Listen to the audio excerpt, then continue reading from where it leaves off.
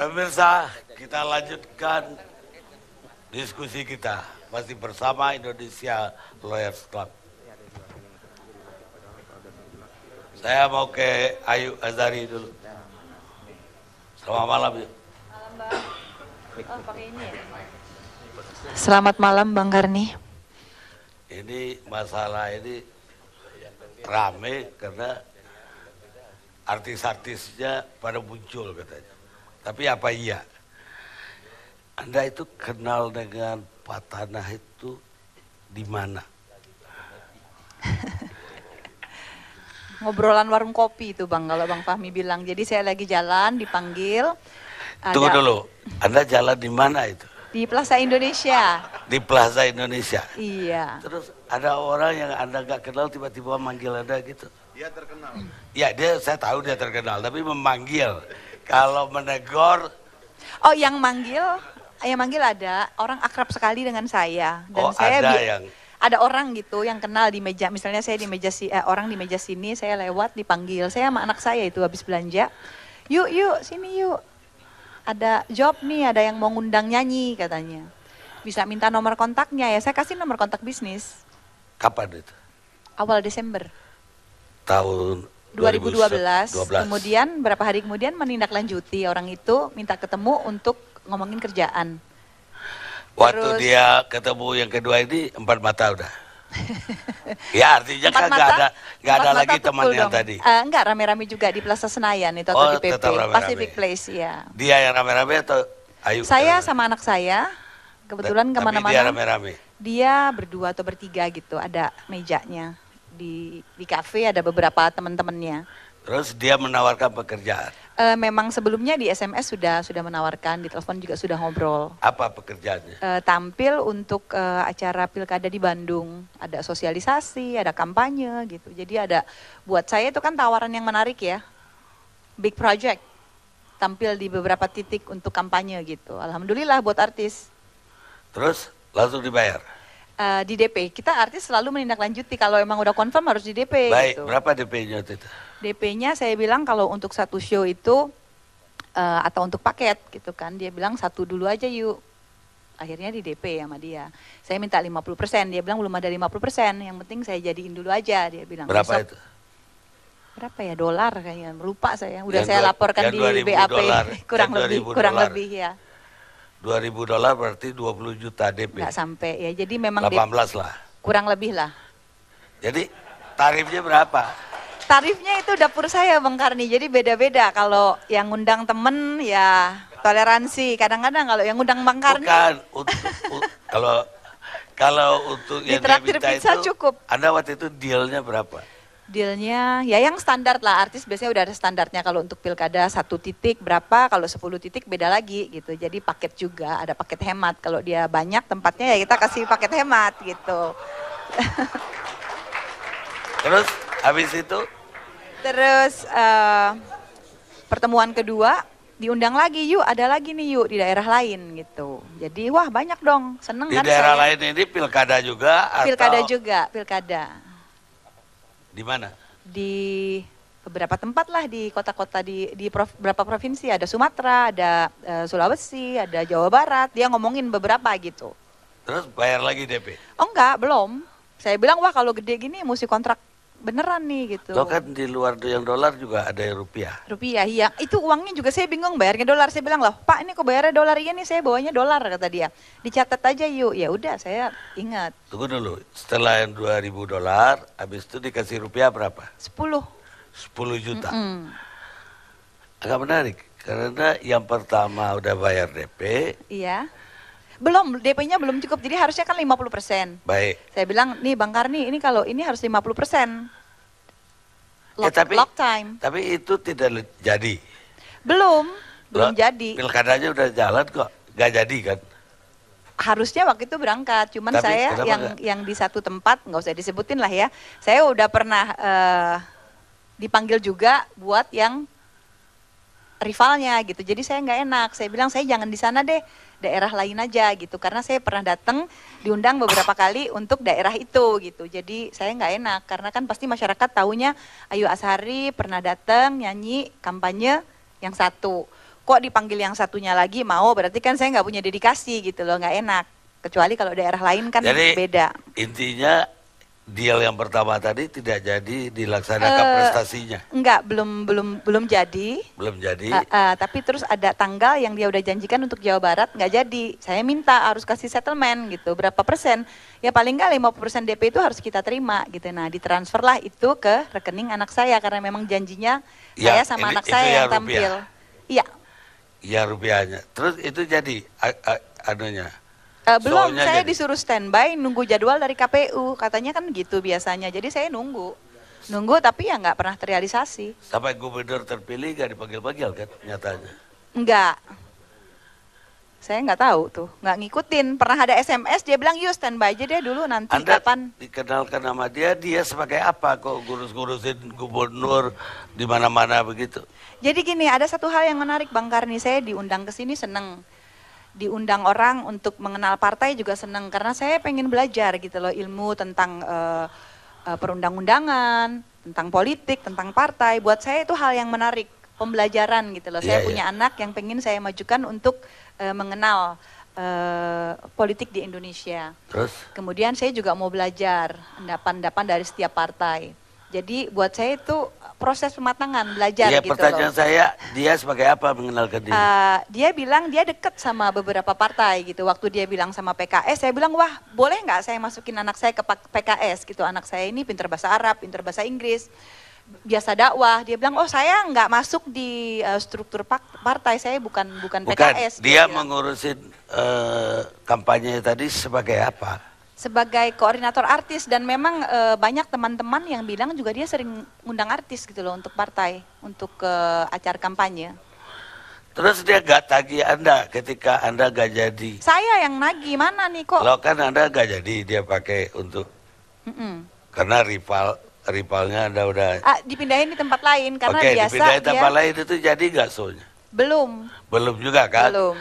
Dia gak nagih, mana tuh uangnya kan Anda gak jadi show. Oh kita artis kalau udah di lock waktunya nggak mau balikin DP.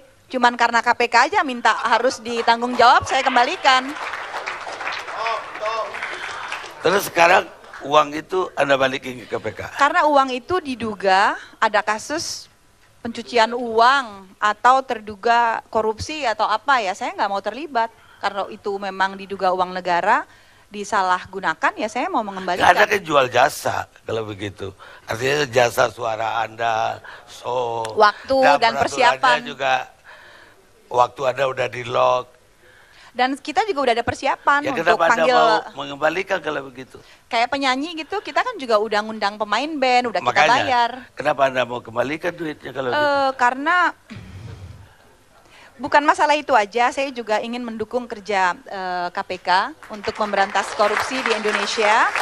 Dan kalau memang uang itu mau disita untuk barang bukti, saya ikhlas, nggak apa-apa. Walaupun buat saya itu sebenarnya kehilangan, tetapi ya udahlah daripada nanti masalah, ya saya kembalikan dan saya anggap itu musibah. Dan saya juga agak keberatan dengan opini di masyarakat, saya dikait-kaitan hubungan pribadi gitu loh, padahal saya kenal dia cuma berapa hari, ketemu 3 kali dan itu selalu di tempat umum. Jadi buat saya juga keberatan saya dibilang wanita pendamping atau wanita di sekeliling Fatana. Saya hanya berkenalan, diundang untuk acara gitu, jadi sifatnya profesional. Saya keberatan sekali dengan media mengkomoditaskan saya gitu loh sebagai wanita di sekeliling Fatana. Tapi jawaban Anda alasan mengembalikan uang tadi itu udah sangat politis gitu loh. Jadi Anda udah layak jadi orang politik tanpa belajar. Saya mau ke Vitalia.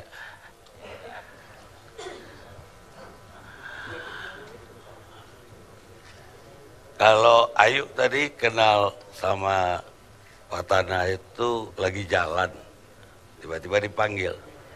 Kalau Vitalia gimana ceritanya?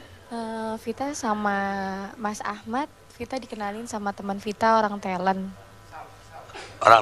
Talent, iya. Vita dengar dari teman Vita memang Mas Ahmad orangnya baik, dia cuma pengen kenal Vita aja. Ya udah. Di mana itu perkenalan? Di hotel restoran Kempinski. Kempinski. Iya, Kempinski. Di mana Kempinskinya? Kempinski di Bundaran HI kan ya? Iya, restorannya di resto. mana? Yang Di restoran, coffee shop atau yang Enggak, di Nirwana restorannya. atau, Di restorannya. di restorannya. Iya. Mas Ahmad ngajakin dinner. Dengan siapa dia? Dia sendiri, nggak ada siapa-siapa. Vita? Vita sama teman Vita, Kak Dwi. Terus Iya. apa yang dia tawarkan? Ya, dia tidak menawarkan apa-apa. Dia di situ cuma pengen kenal sama Vita. Dan akhirnya obrolan kita akrab, dekat karena Mas Ahmad kan orang Makassar. Papa Vita kan Makassar, gitu. Jadi satu daerah lah ya. Iya, seperti itu. Jadi dia bilang kita saudara nih, Fit, gitu. Dan Vita kenal Mas Ahmad ya memang Vita lihat sih memang ya baik, sopan gitu. Terus sampai ada pemberian-pemberian itu, Dia, Vita juga nggak tahu, Vita juga nggak ngerti kenapa Mas Ahmad kasih Vita juga hadiah yang mahal gitu ya, mewah gitu. Di situ kan dia cuma mau kenal sama Vita, Iya. ya. Dan akhirnya dia minta nomor telepon Vita. Akhirnya dia telepon Vita, dia nanyain Vita, apa kabar Fit? Gitu, anak-anak gimana kabarnya? apa sering ketemu setelah itu dengan dia? Oh tidak, cuma dia suka telepon, nanyain kabar sama anak-anak. Terus pertemuan yang kedua kali, Vita ketemu Mas Ahmad bawa anak-anak. Terus sampai dia beliin mobil, gimana ceritanya? Itu dia. Jadi sebelum dia beli mobil, memang dia sempat ada mau ngajakin Vita untuk nikah. Yang Vita lihat sih dia memang orangnya baik ya, udah gitu juga bahasa Arabnya juga gimana ya, pintar gitu. Terus dia bilang, Fit, saya ngelihat kamu tuh kasihan gitu, kamu tuh single parent, seperti itu. Ya, saya pengen bantu kamu sama anak-anak Fit, dia bilang kayak gitu. Saya pengen lebih jauh lagi sama kamu. Saya pengen ajak kamu nikah siri. Itu Dia udah bilang, berapa lama kenalan? itu 2 minggu ya. 2 minggu udah dia mengajak nikah? Dia udah ngajakin nikah gitu. Dia bilang katanya biar sah di mata Allah gitu. Cuma saya bilang di saat itu saya menolak. Saya menolak Mas Ahmad. Saya bilang maaf Mas, saya baru kenal sama Mas Ahmad. Saya bilang gitu. Terus mama juga kan belum tahu Mas Ahmad. Jadi kita anggap Mas Ahmad tuh seperti ya kayak apa ya, kakak lah gitu loh. Cinta kilat banget ya. Habis itu langsung kasih mobil. Enggak, dia tawarin Vita, Fit, mobil kamu kredit apa cash? Vita bilang kredit Mas, Vita bilang gitu. Terus dia bilang, ya udah, aku nanti kasih mobil ya buat kamu nggak usah pikirin lagi per bulannya. Buat apaan Mas? Terus dia bilang buat anak-anak, buat kendaraan kamu dan anak-anak Fit. Aku sempet nolak di situ. Aku nolak, tapi Mas Ahmad maksa, nggak apa-apa Fit, saya ikhlas, saya ridho. Anggap aja ini rezeki dari Allah yang Allah kasih buat Vita untuk Vita dan anak-anak. Amin. Ya namanya saat itu Vita dikasih mobil tanpa dia juga sopan sama Vita. Terus ada nilai plus lah ya buat Vita gitu, sampai dia ngasih Vita mobil tapi dia nggak maksa Vita apa-apa gitu loh. Jadi situ Vita sujud syukur ya sama Allah. Vita pikir itu rezeki dari Allah gitu loh buat Vita dan anak-anak. Dan Vita tidak tahu menahu pekerjaan Mas Ahmad apa gitu. Perdananya apa kerjanya?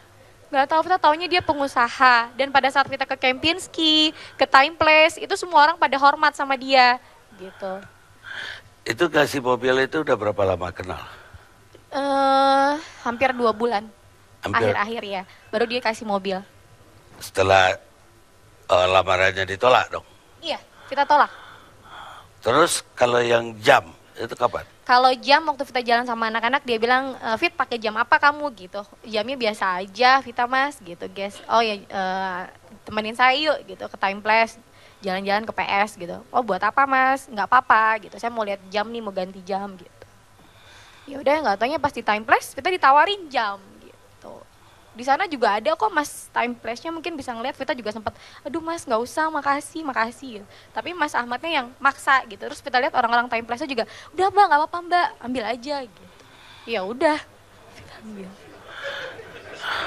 Mas jam itu jam copat begitu? Iya jam copat, malah tadi disuruh Rolex sama dia. Tapi Vitanya nggak mau. Vita bilang maaf Mas terlalu mewah, saya tidak mau. Itu ya 70 juta? Iya. Itu duluan mana dengan? Duluan jam, baru mobil. Oh jam dulu baru mobil. Iya. Mobil 2 bulan lah ya. Iya. Setelah ketemu. Itu kalau dihitung dengan sekarang udah berapa lama tuh ya? Aku ketemu Mas Ahmad akhir November 2012. Terus Januari kan dia nggak lama ditangkap kan. November masih ketemu? Enggak, November 2012 Ya. akhir. Aku ketemu Mas Ahmad, pertama ketemu Mas Ahmad. Oh, pertama ketemu. Iya. Terus tidak pernah ketemu lagi setelah ditangkap. Iya, tidak pernah ada kontak. Sebelum ditangkap masih ketemu. Iya, masih ada ketemu ya. Ada lagi yang lain dikasih. Iya, dia kasih jajan buat Vita anak-anak. Terus Vita sempat sakit, operasi usus buntu. Di situ Mas Ahmad bantu Vita. Di rumah sakit. Iya, dia bantuin biaya rumah sakit Vita. Terus sempat anak-anak Vita juga sakit, gitu. Jadi terus tiba-tiba ada KPK telepon Vita. Vita disuruh ada panggilan lagi hari Jumat ini. Besok. Iya, katanya sih sebagai saksi diminta keterangannya. Karena dia minta Vita untuk mengembalikan uang yang Mas Ahmad kasih ke Vita. Sedangkan gimana itu kan Mas Ahmad kan Vita nggak tahu pekerjaan dia kasih Vita ya biayain Vita rumah sakit, terus buat anak-anak itu kan udah jadi daging ya gitu. Vita juga belanjain buat dan ada iya Vita udah belanjain juga seperti itu gitu. Vita nggak tahu menau, tapi kalau Vita juga di sini menghargai gitu ya tugas KPK itu bagus memberantas korupsi. Tapi kalau memang yang dikasih Mas Ahmad itu uang hasil korupsi, Vita akan ganti uang itu. Sebisa Vita, semampu Vita, Vita akan ganti. Tapi memang Uang yang sekarang, mana? Uang jajan? Iya, itu kan dikumpul-kumpulin lumayan lah ya sama dia. Emang uang jajan itu diminta KPK lagi? Iya, Mobil udah diambil kan? iya. Jam udah diambil. Sekarang minta uang jajan. Iya, sama Mas Ahmad udah beliin Vita iPhone 5. Kan Vita jual. Sebelum Vita dipanggil KPK memang sudah Vita jual gitu. Itu diminta lagi sama KPK. Terus Vita mau ngasih? Vita mau kasih dengan semampu Vita, sebisa Vita. Tapi jujur saat ini Vita kendaraan pun juga nggak ada. Rumah pun Vita juga nggak ada. Vita hidup buat Vita dan anak-anak Vita. Jadi apa yang mau dikasih gitu. Vita mau jual anggota badan Vita nggak apa-apa untuk ganti uang yang bukan Vita sendiri nggak melakukan korupsi gitu. Vita nggak terima suap. Gitu aja. Vita masuk ruangan ini matanya juga udah merah. Apa yang terjadi tadi?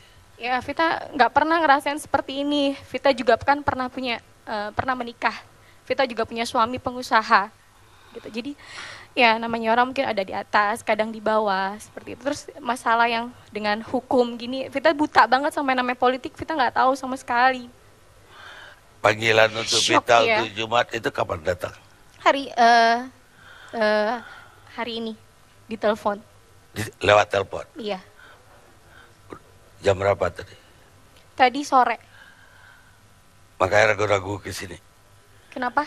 Ragu-ragu datang ke sini. Iya, Vita rasa kan Vita kan bukan Vita nggak ada berkepentingan gitu. Vita bukan lawyer, Vita hanya wanita biasa. Kayaknya kalau Vita kumpul di sini Vita ngerasa agak minder aja gitu loh, malu aja. Baik, pemirsa kita rehat sejenak. Terima kasih.